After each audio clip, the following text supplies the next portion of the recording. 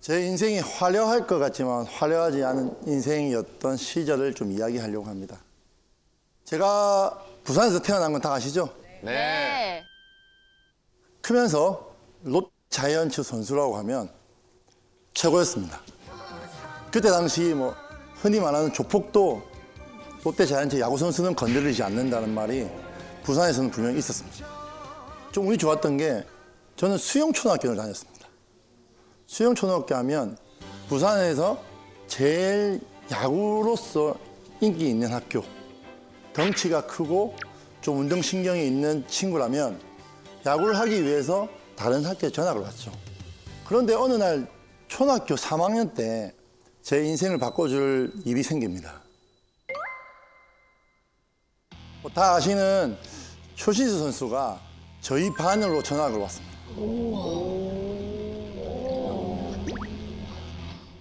전학 오면서부터 야구 유니폼을 입고 들어왔습니다. 보통 전학을 오면 선생님이 소개하세요 하잖아요. 추신수 선수 한마디가 이거였습니다. 저는 외삼촌이 작은 탱크로 유명했던 박정대 야구 선수이고 저는 야구를 하기 위해서 수영초등학교 전학을 왔습니다 라고 이야기를 합니다. 짧은 시간에 추신수 선수는 우리 반에서 제일 인기 많은 친구가 되어버렸습니다. 근데 추신수 선수가 한 3일 있다가 저한테 이야기를 합니다. 대호야, 야구하자. 감독님한테 이야기해놨대요. 어떻게 알고? 우리 반에 고등학생이 한 명 있는데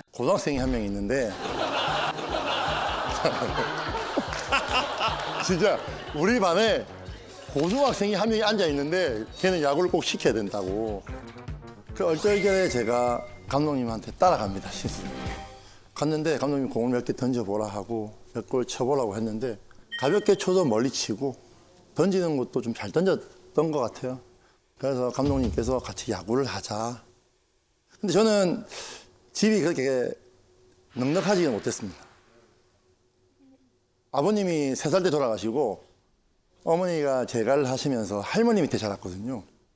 밤새도록 그 콩잎을 시장에 사서 된장을 사서 발라서 시장에 내다 파는 노점상을 하셨거든요. 그래서 돈을 이제 벌어서 저희 형과 저를 키웠기 때문에 제가 야구를 할 수 있을까? 그 어린 나이에 눈치가 좀 빨랐던 것 같아요. 근데 안 되겠더라고요, 야구를. 그래서 제가 할머니한테 말씀드렸죠. 할머니, 감독님께서 조금만 열심히 하면 유명한 선수 될 수 있다고 이야기하는데 어떻게 하면 야구를 할 수 있을까라고 할머니 말씀드렸어요. 그때 당시 할머니가 됐다, 그만하고 공부하자 이렇게 이야기했으면 저는 야구를 안 했을 거예요. 근데 할머니가 네가 하고 싶다는 걸 처음으로 이야기했으니까 한번 해보자. 삼촌, 고모들한테 연락을 드려서 삼촌, 고모들도 넉넉한 삶은 아니지만 내가 야구를 하기 위해서 이제 하고 싶다니까 이제 회비도 모아주시고 야구 장비도 넣어주시고 막 그랬었거든요. 그런데 제가 이제 계속 크잖아요. 초등학교 때 이만했는데 1년에 막 7cm씩 크니까 장갑도 안 맞고 스파이크도 안 맞고 하니까 돈이 더 들었겠다. 돈이 더 들기죠. 그러니까 뭐 하나 살 때마다 할머니가 결혼하실 때 폐물이십니다. 폐물, 쌍가락지. 그거를 전당포에 맡기십니다. 맡기셔서 몇만 원 타와서 스파이크 하나 사주시고 또 장사를 해서 또 쌍가락지를 또 다 받아오시고 그걸 제가 본 것만 해도 한 20번, 30번 한 것 같아요. 그 5만 원이 없어서. 다행히 제가 중학교 갈 때는 중학교 감독님께서 회비하고 다 면제를 시켜주신다고 하더라고요. 제가 초등학교에서 중학교까지 가는 거리가 1시간 반 걸렸어요. 연습 마치고 9시 반에 마치면 집까지 오면 10시 반인데 피곤하게 잠을 들잖아요. 그러면 또 몇 코스 지나가서 내리고 그러면 그 시간에 이제 버스가 안 달릴 때니까 또 걸어오고 지금 생각하면 너무 먼 거리잖아요. 하지만 학비 면제, 야구 회비 면제 때문에 가기 시작했죠. 회비도 회비지만 항상 중간식이 있었어요. 학부형들이 와서 밥도 해주고 간식도 해주고 이런 게 있었는데 그걸 다 면제시켜주면서 야구만 할 수 있게 이렇게 해준 거예요. 그러다 보니까 또 안 좋게 보시는 분들은 왜 자기는 회비도 안 내는데 시합을 계속 나가냐? 쟤는 왜 회비도 안 내는데 계속 야구를 하기 시키냐? 이런 말이 많이 들리는 거예요. 그때부터는 또 눈치가 더 보이게 되는 거예요. 저는 그 고등학교 2학년 때까지 눈치란 눈치는 다 봤던 것 같아요. 정말. 이제부터는 나는 진짜 실력으로 남아야 된다. 그래서 내 친구, 내 후배보다 실력이 떨어지면 나는 그만둬야 된다. 정말 야구, 진짜 아침, 저녁 야구, 새벽, 오전 야구 무엇이 이보다 더 힘든 게 있을 거라 생각했었거든요. 고등학교 2학년 때 할머니가 병원에 있었어요. 그래서 제가 병원에 갔는데 할머니가 갑자기 저한테 대뜸 대호야, 불고기 버거가 먹고 싶다. 햄버거를 한 번도 드셔본 적이 없는 분이신데 갑자기 저한테 햄버거를 먹고 싶다고 하셔가지고 와, 롯데 불고기 버거가 그때 당시 1,700원인가 했어요. 근데 제 지갑에는 1,400원이 있었어요. 할머니가 그걸 모르실 거라 생각을 한 게 아니고 돈이 없어서 불고기 버거랑 비슷한 맛이 똑같은 대리버거 1,200원 하더라고요. 대리버거를 사서 할머니한테 갖다 드렸어요. 할머니가 너무 맛있게 드시고 대호야 너무 맛있다. 그래서 그 다음 달에 제가 이제 용돈을 또 받아서 제 할머니가 또 그때 먹었으니까 맛있는 거 사서 이제 불고기 버거 사서 가야지 하고 했는데 한 2주 뒤에 할머니 돌아가셨어요. 야, 근데 지금도 생각하면 호텔에 가서 불고기 버거 보면 할머니 생각이 많이 나요.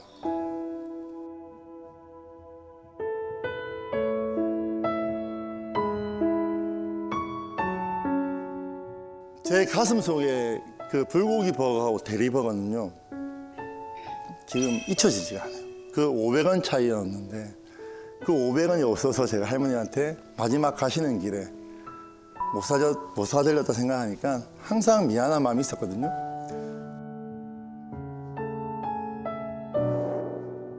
그 할머니한테 성공을 해서 호강을 시켜주고 싶었는데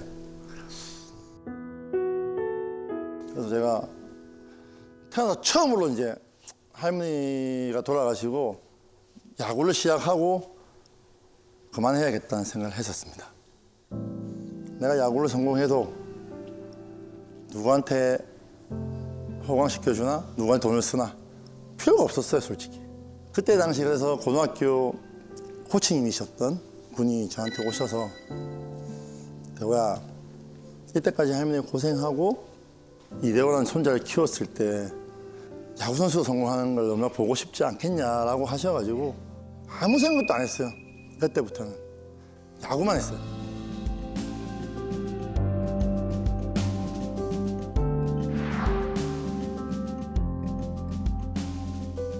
그러면서 제가 이제 2억이라는 돈을 받고 계약을 하게 됩니다.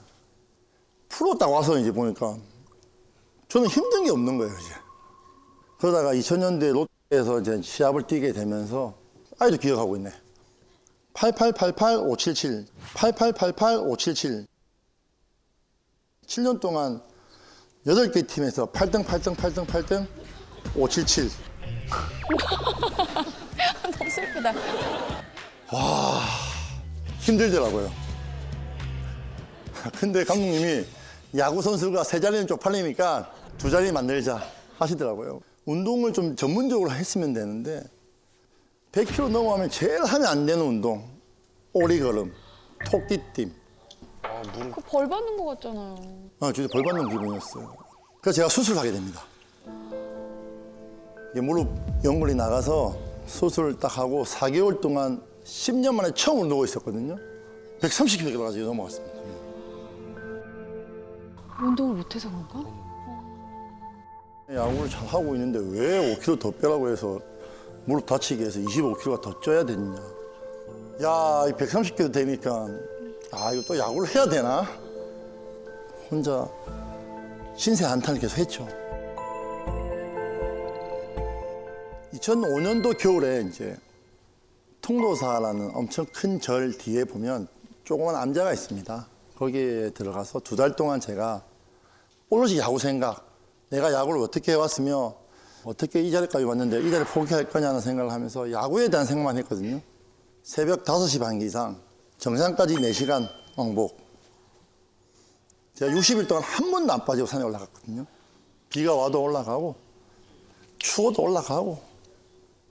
그러다가 갑자기 잠을 자는데 위에 암자에 자다 보니까 쥐가 있잖아요, 쥐가. 밤새도록 계속 뛰는 거예요. 잠을 못 자. 새벽 5시 반에 일어나요. 다크서클이 이만큼 져가지고 스님한테 말씀드렸어요. 스님, 쥐도 좀 놓고 뭐 약도 좀 해서 쥐 좀 없애주시면 안 되겠냐 하니까 스님이 딱 한마디 하셨어요. 그 쥐를 키우는 애완용이라 생각해봐라. 생각만 좀 바꾸면 괜찮을 거다. 스님, 그게 무슨 말입니까? 근데 제가 할 수 있는 거는 스님이 했던 말만 생각할 수밖에 없었어요. 누웠어요. 저건 햄스터다. 저건 내가 키우는 거다. 내가 햄스터 갖다 놨다. 저건 우리 식구다 생각하니까 3일 정도 지나니까 그게 거슬리지 않았던 거예요. 이게 마음먹은 대로 삶이 움직이는 것 같아요. 우리가 힘들다 하면 진짜 힘들어지는 거고 된다 할 수 있다 하니까 되는 거예요.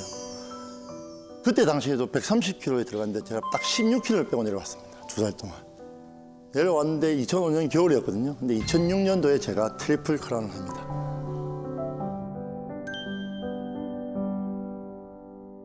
힘든 뒤에는 꼭 행복이 찾아오더라고요. 지금은 너무 행복하고 와이프랑 아기들 커가는 거 보면서 너무 행복한데 뭐 예전에는 저도 이런 가정을 꾸밀 수 있을까라는 게 꿈이었어요. 저는 어렸을 때 야구 잘하는 것보다 행복한 가정이 제 꿈이었어요. 집에 가면 엄마 아빠 있는 거. 지금 와이프를 만나면서 인생이 다 바뀌었습니다. 사랑받는 게 뭔지, 내를 믿어주는 사람이 있다. 이 사람을 위해서 더 잘해야지. 이 사람을 더 행복하게 해줘야지라는 생각이 들면서부터 야구든 뭐든 다 잘 되기 시작합니다. 어떻게 만났냐면 제가 20살 겨울에 선배님 도끼 행사를 하는데 그때도 그렇고 지금도 그렇지만 봤는데 우리 와이프 옆에서 후광이 뒤에가 비치더라고요. 지금도 그렇다는 건 진심이신 거죠? 네, 지금도 그렇습니다. 저는 와이프를 볼 수가 없어요. 후광이 비쳐가지고. 볼 수가 없대. 부처님 아니에요? 부처님? 부처님. 근데 와이프한테 진짜 너무 후광이 저 태어나 처음이었어요. 이게. 저도 놀랐던 거. 갔어요. 그냥 바로 갔어. 저 정말 마음에 드는데 한번 사귀어 봅시다. 바로 처음 만남에? 첫 만남에? 보자마자 빛이 나서 한번 사귀어 주시면 안 될까요? 하는데 진짜 와이프가 1초 만에 싫어요 하더라고요. 당연히. 갑자기 보자마자 사귀자 그랬는데 누가 좋다 그래? 내가 하면 다 될 줄 알았죠. 안 되더라고요. 근데 그래서 포기하고 한 1년 정도는 그냥 친구로 지냈어요.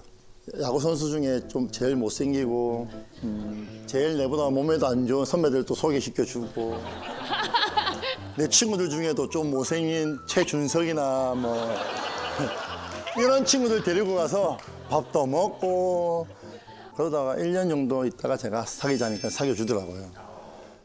사귄 지 한 2년 만에 제가 무릎 수술을 또 했거든요. 여자친구한테 이야기를 해서 서울에서 수술 받아야 되는데 좀 와줄 수 있냐고 했더니 그때 시험 기간이라 진짜 힘든 그거였는데 나를 지켜주기 위해서 왔다. 수술 7시간 원래 예정이 있었는데 한 좀 제 몸이 크다 보니까 한 9시간 정도 한 것 같아요. 이제 마취가 풀리고 깼는데 또 여자친구가 옆에 있더라고요. 근데 눈이 눈이 부시더라고요.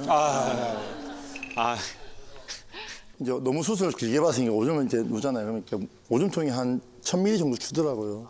한 9시간 참았더니 이게 꽉 찬 거예요. 이게 여자친구인데 이 주기가 좀 부끄럽잖아요. 주기 좀 부끄러운데 내색 없이 받아서 비워주고 소위 말하는 똥오줌 다 이게 받아주고 하는 게 너무 감사하더라고요. 그때 제가 처음으로 마음먹었어요. 이 여자만큼은 내가 행복하게 해준다. 이 여자만큼은 꼭 내가 눈물 안 흘리게 해준다고 정말 마음을 먹었어요. 22살 때. 그래서 8년 연애를 하고 2009년도에 결혼을 하게 됩니다. I can listen, babe. I'd rather sit in silence. I'm giving up, had enough with the stereo. 항상 지금도 와이프가 그러지만 제가 일하러 나가면 아침에 항상 엘리베이터까지 내가 나와주고 제가 들어갈 때 항상 엘리베이터에 나와 있고 그런 따뜻함이 저한테는 힘이 되는 것 같아요. 은퇴했을 때도 당신이 있어서 행복하다. 너무 고생했다. 이렇게 띄워줬기 때문에 우리 애들도 그렇고 나도 그렇고 행복하게 살 수 있다고 이야기해 주는데 그때 눈물이 나더라고요. 내가 내 뒤에 우리 와이프가 있다는 것만으로 진짜 너무 든든하고 진짜 우리 와이프가 안 만났더라면 어떻게 됐을까 한 번씩 와이프라고 이야기하거든요.